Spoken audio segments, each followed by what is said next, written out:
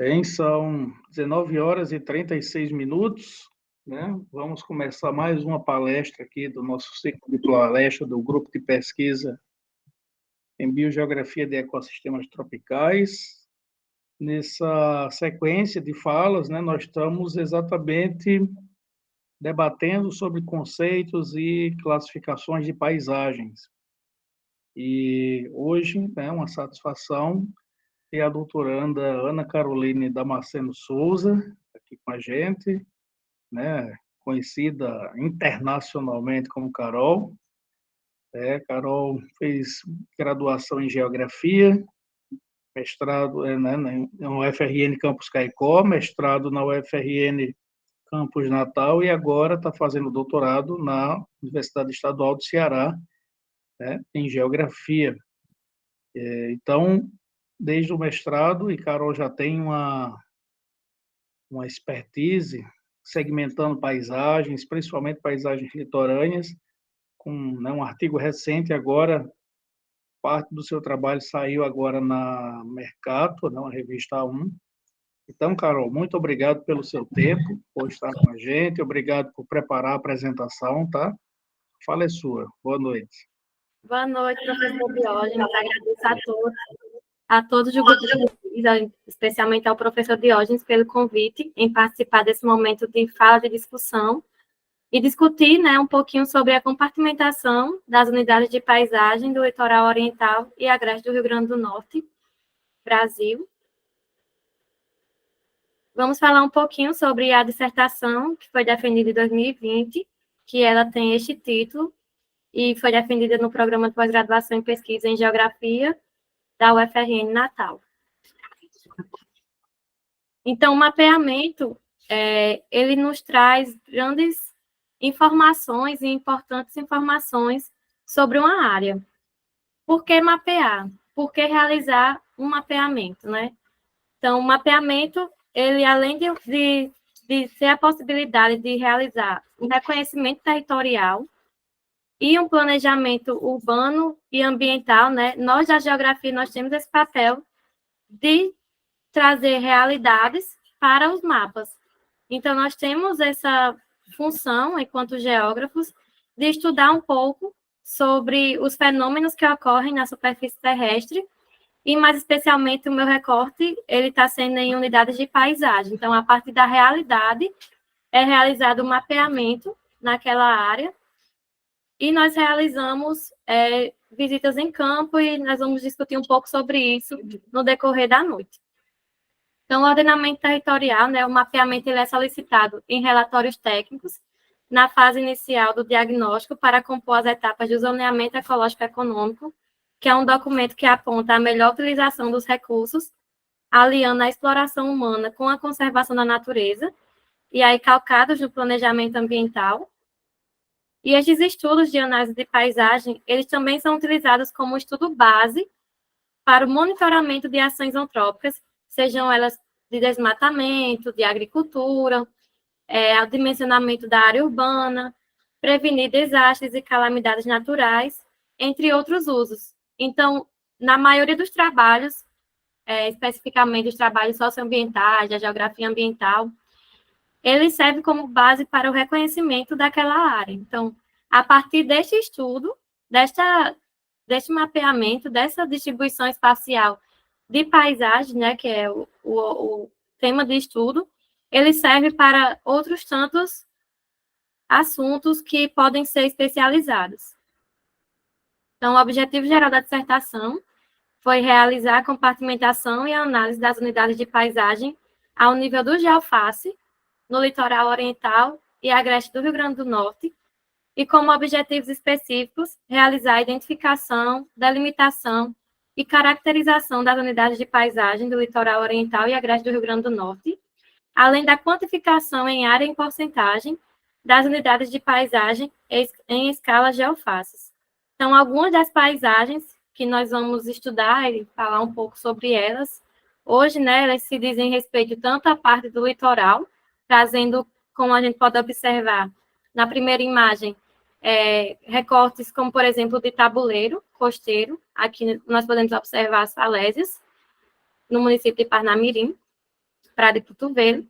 À direita temos a imagem de dunas móveis, dunas semifixas, manguezal, planície pluvio-marinha, com o ecossistema manguezal. Abaixo nós podemos observar na Lagoa de Guaraíras, que na verdade é uma laguna, nós temos como observar que aqui nós temos uma agricultura permanente, que é de coco, além da vegetação de restinga, as áreas urbanizadas, a vegetação arbórea e arbustiva. E aqui na parte inferior esquerda nós temos o estuário do rio Curimataú, que é no município de Baía Formosa e Canguaretama, próximo à Barra do Cunhaú. Então, só para exemplificar algumas das paisagens que nós vamos desmistificar um pouco hoje. Nessas outras imagens aqui, nós podemos observar a parte de agricultura e pastagem, além da criação, né, de ovinos, de caprinos, enfim, de toda essa parte que envolve a parte dos animais que são criados. E aqui nós podemos observar também a imagem de uma planície fluvial no município de Pureza, que também vamos estudar. Então, a área em estudo, né, que foi objeto de estudo, ela corresponde a 8,2% do estado. Então, foram mapeados parcialmente ou totalmente 38 municípios, distribuídos no litoral oriental e no agreste potiguar.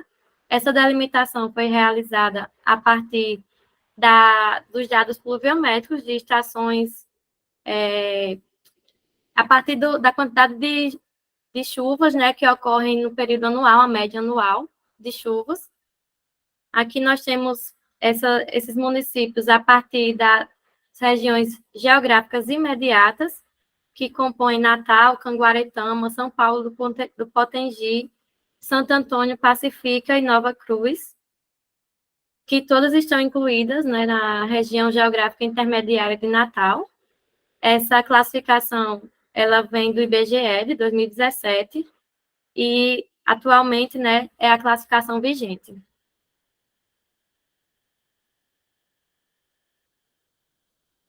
Como procedimentos metodológicos e técnicos, inicialmente, para se obter os objetivos da pesquisa, né, nós realizamos uma delimitação do arcabouço teórico, do objeto de estudo, selecionamos um método que mais se adequa, que no caso o objeto de estudo foram as unidades de paisagem, o arcabouço teórico utilizado foi a parte teórica de Bertrand, e como o professor Diogo Bernardini já bem especificou toda a história que nós percorremos enquanto naturalistas e geógrafos, né, mais recentemente, todo esse resgate histórico que ele realizou mais cedo, né, na palestra anterior. O método selecionado foi o método indutivo, porque é o método que mais se adequa a esse tipo de pesquisa que nós identificamos, porque se por acaso fosse utilizar, por exemplo, um método hipotético dedutivo, poderia ser que caísse em contradição ou uma falsa hipótese, e acabou que, realizando várias leituras, nós identificamos que o melhor método que mais se adequava era o método indutivo, porque a partir da INE, que é a inferência é a melhor explicação, nós utilizamos a abdução para realizar o mapeamento.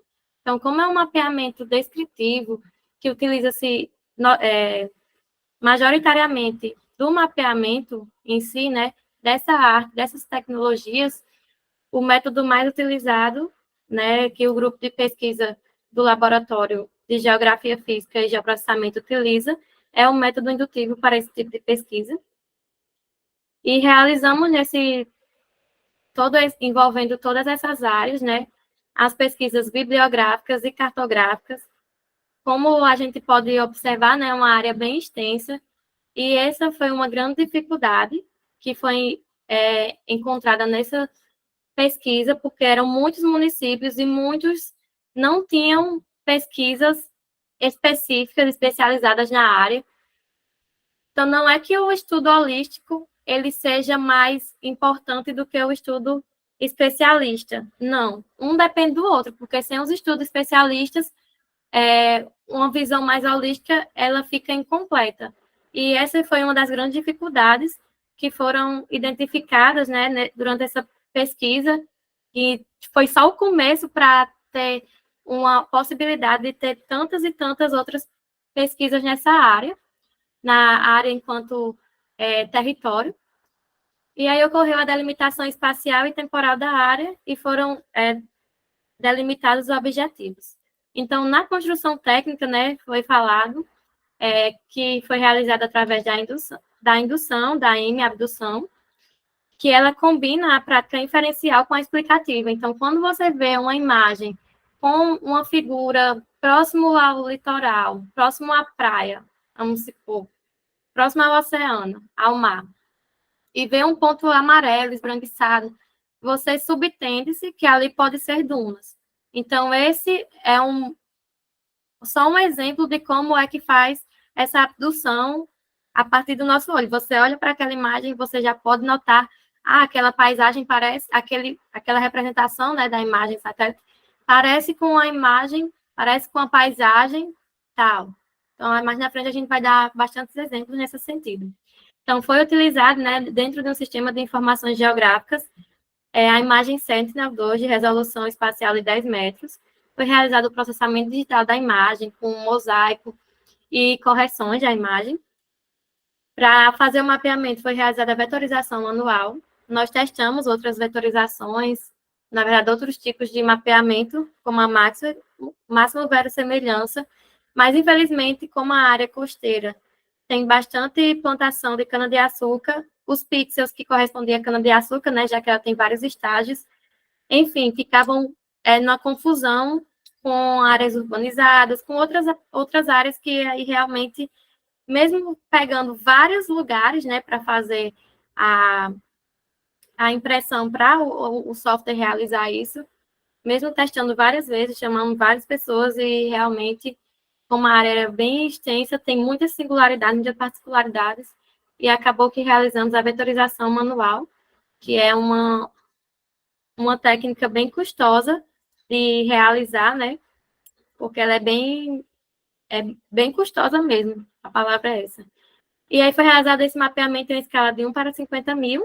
Também foi usado o Google Earth Pro como apoio, tanto para ver a imagem, como, por exemplo, a imagem de alguns anos atrás, né? O Google Earth ele permite isso, como também para visitar a área sem estar lá, né? Então, tem um bonequinho que a gente consegue visualizar nas rodovias, grandes áreas, né?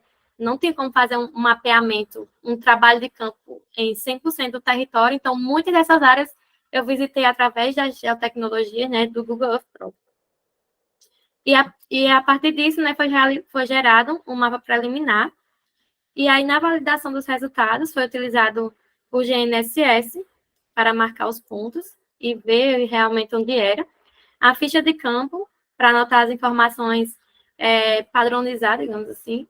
As fotografias, para representar aqui. Também foi utilizado o drone, o Phantom 3 Advanced, que ele alcança áreas que provavelmente a gente demoraria muito para ir, né, em termos de esforço físico, e o drone, ele vem como facilitador nessa perspectiva.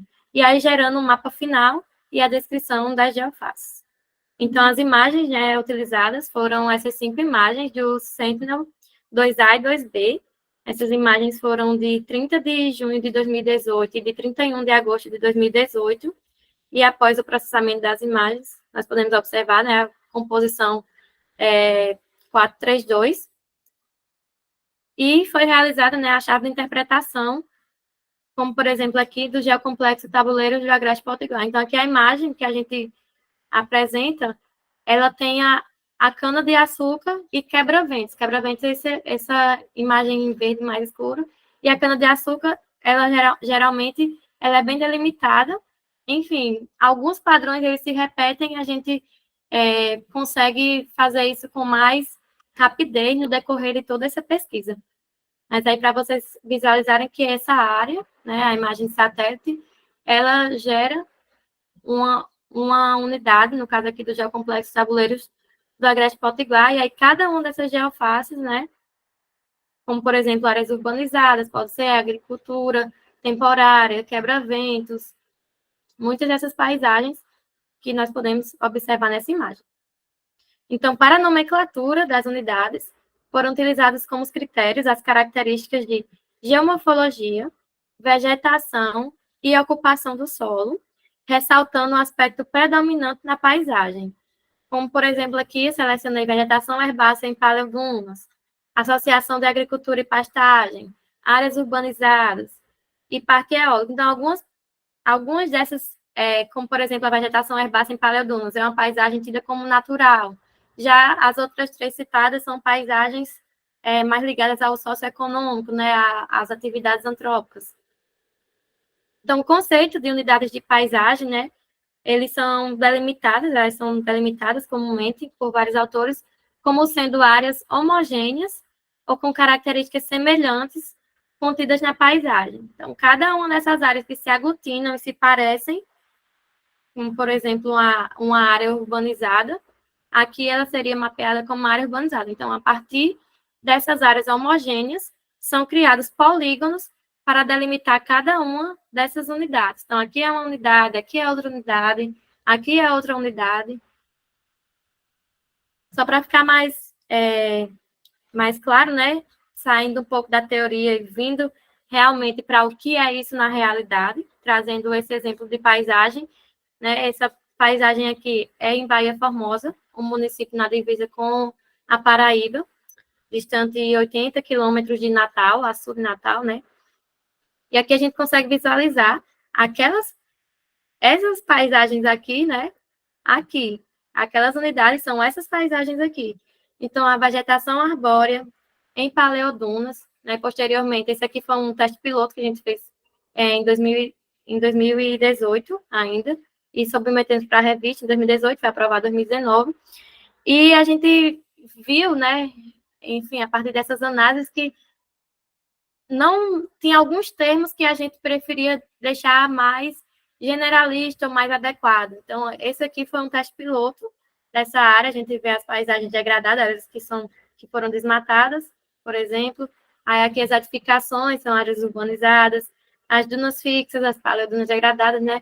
E a vegetação arbórea. No caso aqui é um RPPN, que é a Mata Estrela, nesse município.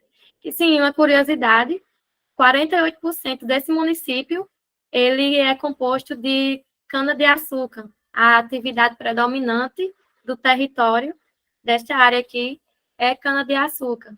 Aqui atrás a gente consegue até visualizar, mas na frente vou mostrar outras imagens detalhando melhor, mas já para despertar um pouco de curiosidade em vocês, 48% desse município aqui é cana-de-açúcar, tem essa atividade. Então, mapeando, né, vocês já viram algum exemplo que eu coloquei, e vindo aqui um pouco para a parte teórica, né, seguidos da concepção geossistêmica de Bertrand, em que o geossistema, né, e a paisagem, ele é o resultado da interação entre o potencial ecológico, clima, hidrologia e geomorfologia, exploração biológica, vegetação, solo e fauna, e as ações antrópicas, social e econômica.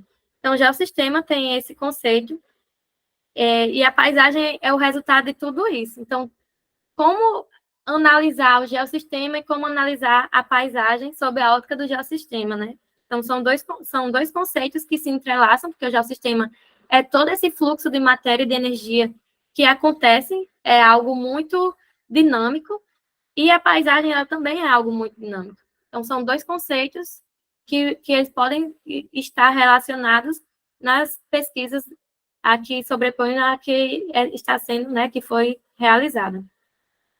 Então, essa compartimentação, ela divide-se em unidades superiores e inferiores. As unidades superiores são a zona, domínio, região natural, e as unidades inferiores, elas dividem-se em geocomplexos, geoface e geótipo.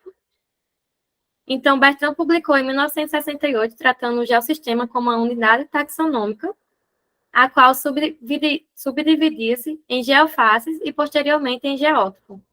E, em 1978, em um artigo com Berrucciaville, buscando a uniformização conceitual e de simplificação da linguagem, eles estão de acordo, né, que a definição mais lógica de Sochava, que seria que o geossistema ele seria mais próximo de um conceito, assim como o ecossistema. Então, a taxonomia, que ele delimitou inicialmente, né, seria a zona, domínio, região natural, geossistema, geofaces e geótopos. E, posteriormente, ele afirma, né, que, nesse outro artigo aqui, até coloquei aqui para quem tiver interesse em dar uma pesquisada posteriormente, é a página 168, fala sobre isso, né, que eles estão de acordo de que o geossistema ele é mais adequado para ser o conceito do que a taxonomia, né, que eles tinham feito anteriormente. Então, o geossistema, ele vem como uma categoria de análise da geografia, e aí nos primeiros passos daquele artigo piloto, né, de 2019, na verdade, aqui tem enfim, que nós publicamos, a gente já traz isso, mas que Sandro aprofundou isso no doutorado dele. Então, ele traz todos os argumentos que sustentam o geossistema como uma categoria de análise da geografia, assim como a paisagem cultural e vários tipos de paisagens que temos. E o geocomplexo, ele seria realmente uma unidade de paisagem, como uma forma taxonômica. Aqui eu trago, né, da dissertação de Sandro, que ele traz o exemplo de paisagem no litoral setentrional potiguar, onde a zona é intertropical, o domínio, ele traz aqui o exemplo das depressões interplanáticas e intermontâneas semiáridas, a região natural, planícies e tabuleiros costeiros, o geocomplexo, como sendo a planície costeira, e a geoface, a duna móvel, e o geótopo, uma nascente, um olho d'água em campo de dunas, por exemplo. Então, esses exemplos aqui de paisagens, né, que ele demonstrou aqui, também se aplica à pesquisa que nós realizamos nessa mesma perspectiva, como a gente vai ver mais à frente. Então, na zona, né, nós temos o globo, e aí na zona intertropical, onde nós estamos localizados, seria a primeiro táxon, da unidade superior. E para responder aos outros táxons, né, teve a publicação, como o professor Diógenes mencionou, foi publicado na Mercator, o Enclave de Cerrado e a atualização do mapeamento das unidades de paisagem do Rio Grande do Norte, trazendo aqui o domínio morfoclimático brasileiro, que a Absab determinou, mas que quando a gente vai para as escalas menores adaptar, ele passa por alterações. Então, trazendo aqui para o Rio Grande do Norte, né, foi realizada esse estudo com majoritariamente tratando sobre o clima, sobre as condições climáticas da região, e aí a área de Natal, né, essa parte verde mais escuro, seria o domínio tropical atlântico. Essa área aqui marronzinha seria a área de transição, chamada de agreste. Essa outra área aqui, mais laranja, é o domínio das depressões interplanáticas semiáridas do Nordeste, vegetado por caatingas. E essa parte rosa é a parte do enclave de Cerrado. Então, antes, no mapeamento realizado em 2018, o mapa era assim, não tinha esse enclave de Cerrado, e a partir dessa pesquisa da minha dissertação, ela resultou numa retificação, né, numa alteração desse mapeamento. Aqui a gente pode visualizar essa perspectiva. A partir, por exemplo, dos limites pluviométricos, onde a partir de 1.200 milímetros anuais, ele foi considerado, né, teve essa alteração não só do enclave de Cerrado aqui, que foi acrescentado, mas também da área, porque quando fomos a campo, notamos que, por exemplo, a área aqui, que estava mapeada como ainda sendo uma área úmida, de domínio tropical atlântico, não correspondia às características, seria uma área de transição, mas que as características já estavam mais parecidas com a caatinga, com a vegetação, né, predominante, por exemplo, nessa unidade aqui ao lado. Como é a área de transição, né, o agreste, nós podemos ver a vegetação que corresponde a um clima mais seco do que, por exemplo, ao que é visto próximo a Natal. Aqui eu trouxe essa crigagem só para mostrar, né, uma das principais partes que fizeram alterar todo esse mapeamento. Então, quando a gente vai para uma escala mais específica, mais local, a gente modifica todos os outros táxons superiores. E foi isso que aconteceu nessa pesquisa.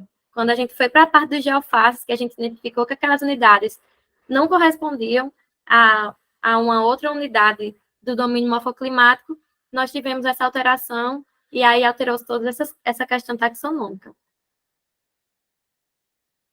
Trazendo aqui a divisa, né, para mostrar para vocês, dessa área onde ocorre, de Macharanguape e Ceará-Mirim, é onde ocorre essa área de transição de acordo com essa pluviometria. Então, aqui, mais abaixo, em Extremóis chove, por exemplo, 1.500 milímetros. Aqui em Natal, enfim. Só para mostrar para vocês dessa questão exemplificar para vocês a questão da pluviometria. Nas regiões naturais, elas correspondem mais a uma região estrutural do relevo. Então, nós já podemos identificar aqui nesse mapa, né, que além dos domínios morfoclimáticos, aqui a gente trazendo seguindo essa taxonomia das unidades superiores, nas regiões naturais a gente já consegue visualizar as planícies tabuleiras, os planaltos sedimentares, os planaltos cristalinos, as depressões semiáridas, e aí cada uma dessas áreas, elas vão correspondendo a uma compartimentação mais específica daquela região. Aqui eu trago para mais específico da nossa área, da dissertação, né, que ela traz 4 regiões naturais, que são as planícies e tabuleiros do Agreste, Depressão Agreste, planícies e planaltos sedimentares úmidos e subúmidos, e o enclave de Cerrado. Nas unidades inferiores, já trazendo na parte do geocomplexo, nós tivemos essa região, esse mapeamento voltado mais para uma parte estrutural do relevo, mas que dessa parte é mais específica, trazendo, por exemplo, aspectos de unidades geomorfológicas. Então, a geomorfologia ela é preponderante nessa classificação dos geocomplexos. Aqui eu trouxe para vocês um mapa que traz a parte da geomorfologia, né, o mapa geomorfológico, e aqui o mapa dos geocomplexos, que eles têm uma similaridade nessa parte geomorfológica, e principalmente porque alguns termos a gente utiliza também da geomorfologia, que como sendo uma área que seja preponderante daquela unidade, sendo o aspecto geomorfológico que atenda, como, por exemplo, planícies fluviais. Então, esse é um termo bastante utilizado, né, na geomorfologia. Aqui a gente pode ver, né, que foi realizado o mapeamento até o 3º táxon, e aí traz planícies costeiras, planícies fluviais, tabuleiros costeiros, mas a gente percebe que a nomenclatura dele não é totalmente igual ao do geocomplexo. Por quê? Porque já tem uma diferença climática que vai diferenciar a planície fluvial, por exemplo, do enclave de Cerrado, da planície fluvial do Agreste, por exemplo. Então, já vem essas singularidades aparecendo a partir do clima. Então, não apenas a parte estrutural, geomorfológica, mas também o clima, ele vai estar direcionando a essa pesquisa. Então, foram mapeados 6.400 quilômetros quadrados, resultando em 63 geofaces, compartimentadas em 9 geocomplexos diferentes. Aqui eu vou abrir para vocês. Quem quiser, eu vou deixar disponível, né, para quem tiver curiosidade, quiser ver um pouco mais, porque infelizmente o material que foi disponibilizado na biblioteca teve um erro, então o mapa lá não está bem programado, e aí posteriormente eu posso disponibilizar para vocês esse arquivo. Está disponível, e aqui a gente consegue visualizar, né, dando um zoom. Cada uma das unidades tem um código, que aí você consegue visualizar melhor em cada um dos geocomplexos, né? Então, já para ir familiarizando, nós temos os geocomplexos planícies costeiras úmidas, as planícies fluviais úmidas, os tabuleiros costeiros úmidos, as planícies costeiras de Agreste Potiguar, as planícies fluviais do Agreste Potiguar, os tabuleiros do Agreste Potiguar, a depressão do Agreste Potiguar, as planícies fluviais no enclave de Cerrado, os tabuleiros no enclave de Cerrado. Então, todos esses geocomplexos, eles trazem geofaces, né? Foi o mapeamento que nós realizamos do geoface, ou seja, ao incluir, por exemplo, a vegetação arbórea em paleodunas, né, nas planícies costeiras úmidas, ao incluir essa geofácea, ela já altera automaticamente o geocomplexo, que altera as regiões naturais, que altera, e aí essas unidades elas tiveram essas alterações, né? Então, vou deixar disponibilizado para vocês esse link também. E tratando um pouco, né, do enclave de Cerrado, no Rio Grande do Norte, aqui nós temos um mapa que traz o enclave de Cerrado enquanto geocomplexos, né, as planícies fluviais, no rosa mais claro e no rosa mais escuro, o tabuleiro, no enclave. Então, nessa imagem aqui superior, nós podemos visualizar as planícies fluviais. Essa imagem aqui, as planícies fluviais. A imagem a B aqui, né, ela já está no tabuleiro, no enclave de Cerrado. Aqui, como essa outra fotografia também está no tabuleiro, para visualizar mais de perto, né, é uma paisagem que a gente, visualmente, ela se assemelha ao Cerrado. Mas e por quê e como sustentou-se essa hipótese de que dessa enclave de Cerrado, né? Mapeamos a partir do olho do humano, né? Visualizando e percorrendo trabalho de campo nessa área, nós visualizamos, mas o que sustentou, né? Então, pessoal da biologia, departamento, pessoal do Prodema, eles fizeram uma estrada, Ana Cláudia, na verdade, ela fez um mestrado nessa área de Rio do Fogo, e a partir desse inventário, que foram registradas 94 espécies vegetais, 73 delas estão associadas ao cerrado, e 69 delas estão registradas, localizadas também, né, no ambiente de Caatinga, 60 delas no bioma da Mata Atlântica, 47 estão presentes também na floresta amazônica, 14 espécies no Pantanal e 11 no Pampa. Então, a autora, né, ela classificou essa vegetação como savana, gramínea lenhosa, no tabuleiro, e nós classificamos como enclaves de cerrado sustentados a partir dessa associação, né, que ela identificou que 73 dessas espécies, elas são associadas ao cerrado. Então, para o mapeamento das geofaces, né, como a gente já viu, que esses critérios utilizados para esse mapeamento, eles envolvem-se na geomorfologia, na vegetação e na ocupação do solo, ressaltando o aspecto predominante da paisagem. Então, nos tabuleiros do enclave de Cerrado, nós tivemos as geofaces vegetação de cerrado, associação de agricultura e pastagem, agricultura temporária permanente, pastagem, parque eólico e áreas urbanizadas. A área que teve o maior mapeamento, né, foi a vegetação de cerrado. Ela corresponde a 424 quilômetros quadrados, seguida da agricultura permanente, principalmente de coco, e da Associação de Agricultura e Pastagem, que aí é onde ocorre tanto a agricultura, como, por exemplo, a pastagem propriamente, né, de capins para alimentar o gado, como também algumas agriculturas temporárias. Aqui a gente pode visualizar a vegetação do Cerrado 1, a Associação de Agricultura Temporária e Pastagem 2. A gente uniu essa classe, especificamente ela, porque algumas áreas tem um mínimo mapeável, né, que é chamado. Então, algumas dessas áreas não davam para ser mapeadas separadamente, e aí a gente uniu essas duas unidades. Já nas planícies fluviais, no enclave de Cerrado, né, ele divide-se em leito aparente, Associação de Agricultura e Pastagem, e a vegetação ripária, ou mata ciliar, onde a área que teve a maior área mapeada, né, foi o leito aparente, seguida da Associação de Agricultura e Pastagem e da vegetação ripária. Nessa imagem a gente consegue visualizar, né, o canal retilinizado a partir da alteração antrópica para irrigar essas áreas adjacentes à vegetação ripária. Ela é muito pouca, né, em comparação com a área de Associação de Agricultura e Pastagem, que foi tirada a vegetação ripária para dar lugar a essa agricultura temporária, a essa agricultura e a pastagem, né, também, o gado também tem nessas áreas adjacentes ao leito aparente. E falando um pouco sobre as planícies costeiras, né, tanto a do Agreste Potiguar quanto as costeiras úmidas, elas foram publicadas, né, falando um pouco sobre elas, foram publicadas recentemente na Revista Brasileira de Geografia Física, saiu agora em janeiro de 2023.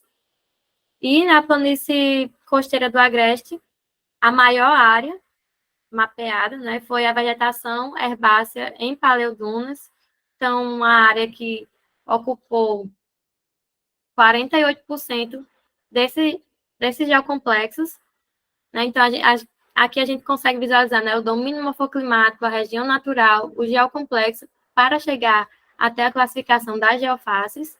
Aqui a gente consegue visualizar quais as geofaces que foram mapeadas, como a agricultura permanente de coco, principalmente, os parques eólicos. Aqui essa imagem ela é em Rio do Fogo, os parques eólicos, a vegetação arbustiva, a lagoa temporária aqui com a vegetação herbácea. Essa imagem aqui inferior, ela traz essa associação de lagoas temporárias e vegetação de restinga em Rio do Fogo. Aqui mais ao fundo nós podemos visualizar também os parques eólicos nessa região.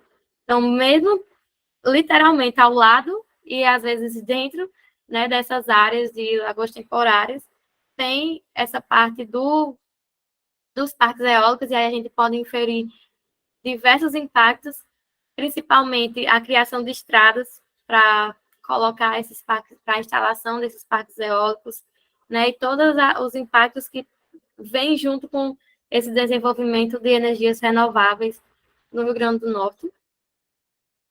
Temos também vegetação herbácea em paleodunas. Aqui a gente pode visualizar a imagem, né, de paleodunas, que são dunas antigas. Tem até alguns trabalhos mais específicos de datação dessas dunas, dessas áreas, do pessoal do grupo de pesquisa da professora Anice Vital, do professor Hilário, do Departamento de Geologia de Natal, quem tiver interesse. A vegetação arbustiva densa e herbácea. Então, algumas dessas áreas chegam até mesmo ser áreas de paleodunas com solo exposto, e essa área aqui é uma vegetação arbustiva, ou seja, não é uma vegetação que se desenvolveu muito, não é uma vegetação muito alta, mas que a gente consegue visualizar quando vamos de Natal para Touros, por exemplo. Tem a BR, não estou enganada, é a BR, essa daqui, dessa imagem, que você consegue visualizar essas paisagens. Trazendo um pouco aí das planícies costeiras úmidas, nós temos as vegetações arbóreas em paleodunas e a vegetação herbácea em paleodunas, que foram as unidades que tiveram as maiores áreas mapeadas, assim como, em terceiro lugar, foram as áreas urbanizadas, seguidas das planícies pluviomarinhas com manguezais, né? Aqui destaco as áreas do Potengi, as áreas do Curimataú, que são áreas que foram mapeadas, né? Na desembocadura desses rios ocorre esse ecossistema e foram mapeados. E aqui a gente consegue ver a área em quilômetros quadrados e a porcentagem delas neste próprio geocomplexo. Aqui a gente vê a vegetação arbórea em paleodunas como 24%, a herbácea em paleodunas 20%, as áreas urbanizadas 17%, e as planícies marinhas com manguezal também 17%.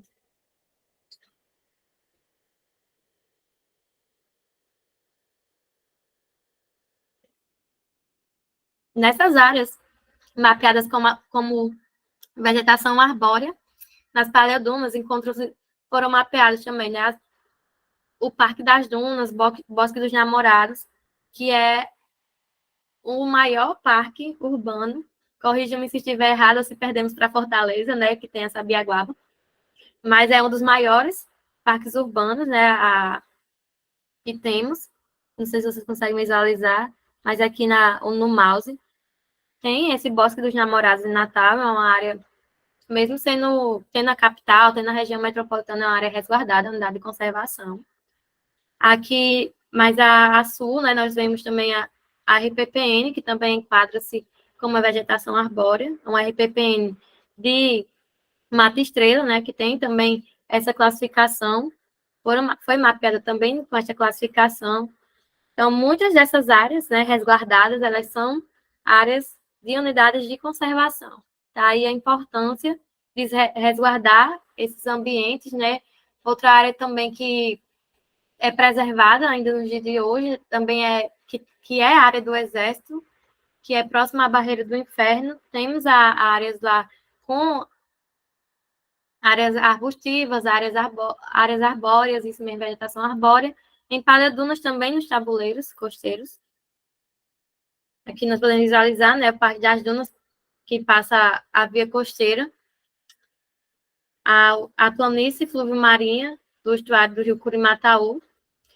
E só abrindo aqui um parênteses, né, há alguns dias estava ministrando aula e quando eu mostrei essa imagem, eu perguntei se eles saberiam me dizer, os alunos, tinham 47 alunos na turma, né? E eles, não, isso aí é o rio da Amazônia. Ninguém identificou que era, por exemplo, um rio no Rio Grande do Norte, né? Aqui essa imagem aqui é aqui do estuário do rio Curimataú, entre Guaretama e Baía Formosa.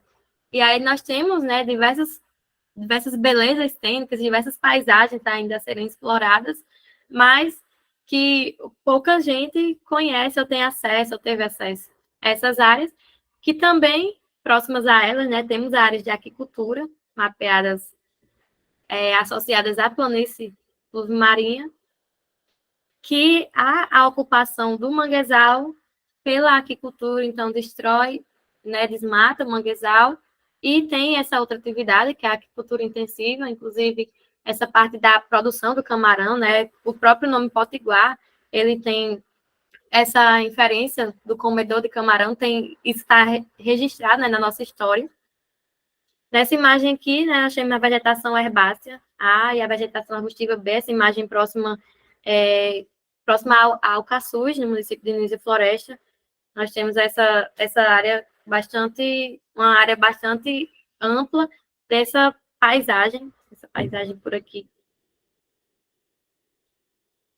Aqui, como já mostrei para vocês, né, o manguezal em outras áreas, mas aqui também temos no estuário Guaraíras, na laguna, né, a Lagoa de Guaraíras, que também é uma área de unidade de conservação, é uma área de proteção ambiental Bonfim, Guaraíras.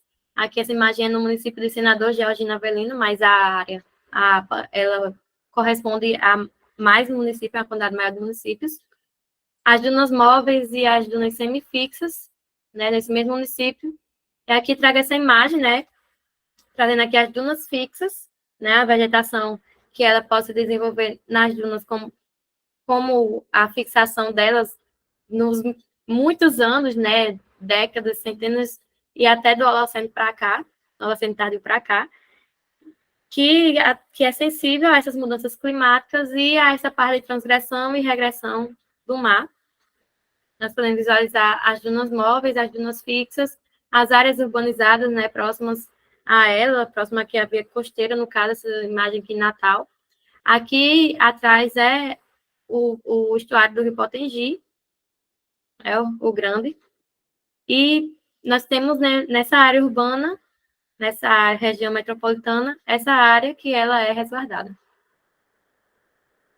Já nos tabuleiros costeiros, né, a paisagem mais comumente visualizada é a da agricultura temporária, nessa parte aqui, principalmente da cana-de-açúcar, é uma atividade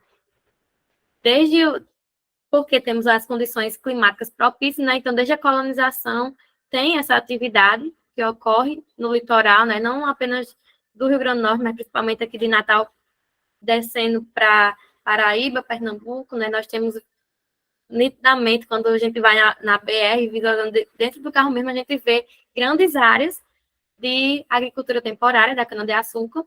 Nas adjacências aqui, nós podemos visualizar a vegetação arbórea, os quebra-ventos, que às vezes são, essa unidade às vezes apresenta como com vegetação nativa de tabuleiro, como a gente via também eucalipto, que o eucalipto é utilizado também para espantar pragas, além de ser uma área que venta muito, né, para que a cana-de-açúcar não fique deitada, digamos assim, aí tem esses quebra-ventos para amortizar isso.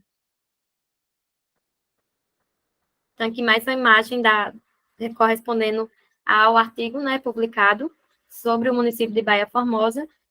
Aquela imagem nós vimos de cima, próxima, essa imagem aqui, e embaixo como é essa área degradada, né, uma área que foi desmatada, mas que tem uma vegetação herbácea, que tem a vegetação arbustiva, e que se continuar, por exemplo, deixando ela assim, ela pode vir a desenvolver, né, ao que era antes.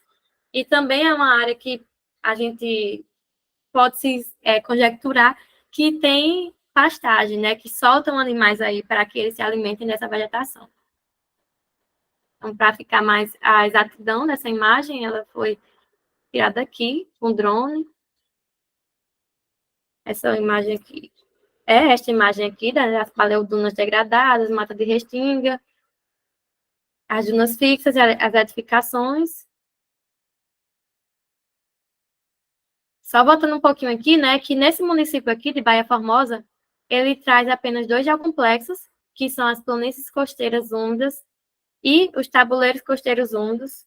E aí, nesse município que foi o teste piloto, né, da dissertação, a gente conseguiu ver o nível de detalhamento. Outra coisa que a gente realizou, né, é que nesse mapeamento aqui, a gente mapeou até, por exemplo, o praia e pós-praia. Algo que não permaneceu na dissertação por ser uma área extensa, né? Então, tomaria muito mais tempo, e quando colocava-se a imagem em 1 para 50 mil, a gente não consegue chegar a esse nível de detalhamento. Então, quando coloca-se o mapa, né, a imagem de satélite em 1 para 50 mil, no QGIS, no ArcGIS, a gente consegue ver algumas coisas a um nível de realidade, como, por exemplo, a agricultura, cana-de-açúcar, as edificações, mas, em compensação, coisas mais específicas, como praia e pós-praia, a gente não consegue visualizar. Isso aí poderia ser até o geótopo, né, que aí já seria uma coisa mais específica, tratando da praia e tudo mais. Mas esse artigo aí também está disponível para que vocês consigam visualizar, né? E tratando um pouco das planícies fluviais úmidas, a unidade que teve maior mapeamento, maior área mapeada, foi a Associação de Agricultura e Pastagem, seguido do leito aparente e da vegetação ripária. Então, a vegetação ripária, ela foi vista menos, né, do que a Associação de Agricultura e Pastagem, quase o dobro menos, né, então quase 50% a mais da área de agricultura e pastagem, ela é visualizada mais do que a da vegetação ripária. Essa imagem aqui é do Rio Jacu, próximo a São José do Mipibu, a gente consegue visualizar o leito aparente, e a parte da Associação de Agricultura e Pastagem, né, com o gado solto aqui, tem esses pontinhos brancos, não sei se conseguem ser visualizados, mas é o gado.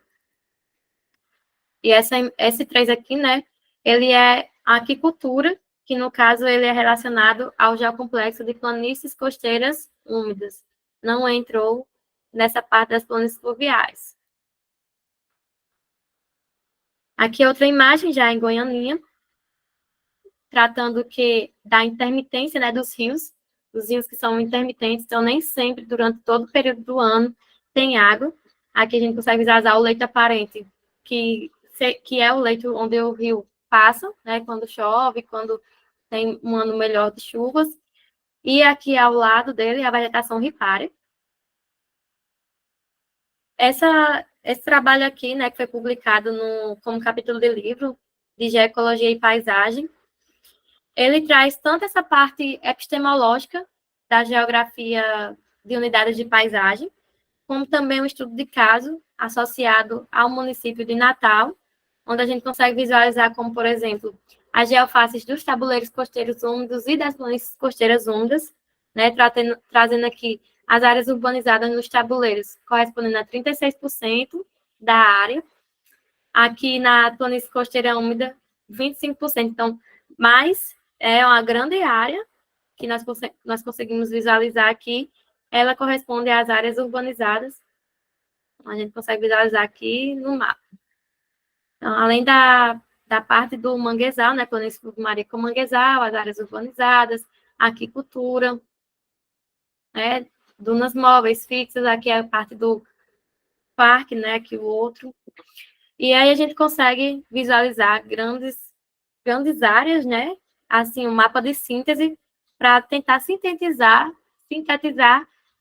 o que é que a gente está vendo naquela realidade. O que é que são aquelas paisagens, o que é que tem naquela paisagem. Então, esse artigo aqui, esse capítulo do livro, ele vale bastante a pena ler quem tiver interesse em ver um pouco mais sobre essa parte histórica de como chegamos até o dia, de como percorremos até chegar a um mapa desse, né, que é o que nós utilizamos hoje em dia, né, a metodologia já validada, já publicada em diversas revistas. Então, nas planícies fluviais do Agreste Potiguar, a gente consegue visualizar, né, que o leito aparente, né, o leito onde o rio passa, os rios passam, ele tem a maior área, seguida da Associação de Agricultura e Pastagem. A gente vê a nascente do rio Punaú, aqui é no distrito de Catolé, no município de Pureza. Aqui abaixo nós conseguimos visualizar também as planícies fluviais, no Agreste, no município de Lagoa Salgada. A gente vê que aqui é bem raramente mais, digamos assim, a vegetação ripária, ela é bem menos vista, né? O gado dessa área é bastante intensiva, essa pecuária. Nessa outra área aqui, né, diferente daquela outra imagem que eu mostrei para vocês do enclave de Cerrado, aqui já é outra área no município de Rio do Fogo, mais a sul, né, aqui, o mapa consegue visualizar, será mesmo que a gente consegue ver mais do fogo aqui. A gente consegue ver mais essas áreas do leito aparente, das áreas de agricultura e pastagem, próximas a isso. Já nos tabuleiros de Agreste Potiguar, temos um mosaico aqui de paisagens em Touros, município de Touros, onde a gente vê a Associação de Agricultura e Pastagem, a agricultura permanente do coco e a vegetação arbustivo-arbórea dessa região aqui. Então, além dessas paisagens, né, nós temos áreas degradadas, quebra-ventos, ruro urbano e áreas urbanizadas. Aqui trazendo um adendo para esse ruro urbano que foi mapeado aqui em Macaíba, que temos como, por exemplo, várias fazendas, várias granjas, vários locais de descanso, um ao lado do outro. Então, é meio que o urbano está chegando ao rural. Então, a gente vendo, né, alguns trabalhos que utilizaram esses tipos de nomenclatura, a gente adotou aqui por urbano.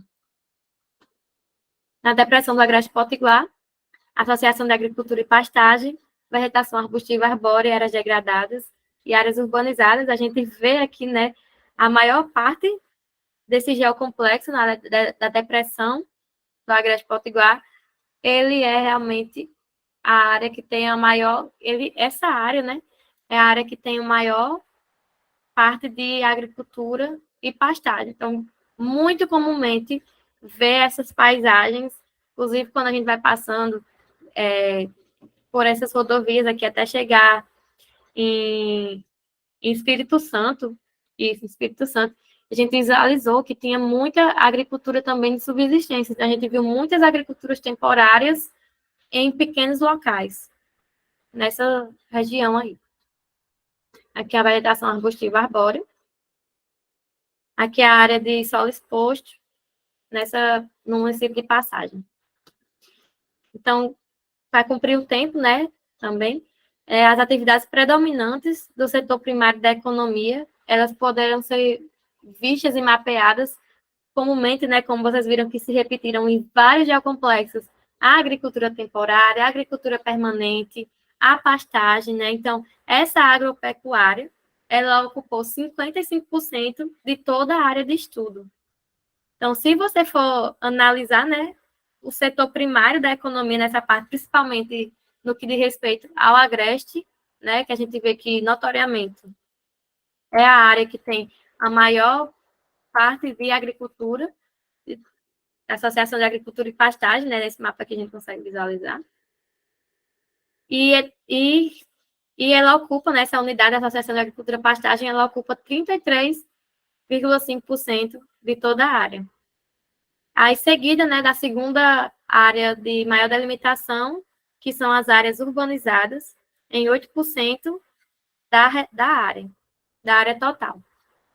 Que aí engloba a indústria, o comércio, o turismo, então todos esses serviços que não só a região metropolitana, né, mas ela comumente que a gente vê, né, que Natal é um destino turístico, as Extremóis, as dunas de Genipabu, temos, enfim, toda essa parte de infraestrutura e todas essas particularidades, né, das geofaces das áreas urbanizadas estarem próximas aí à região metropolitana, principalmente.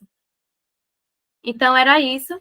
Agradeço a disponibilidade, o tempo de vocês, e estamos abertos para discussões, perguntas. Podem ficar à vontade. Ok, professora Carol, muito obrigado. Só cancelar aqui, cancelar não, para a gravação, para a gente começar o debate.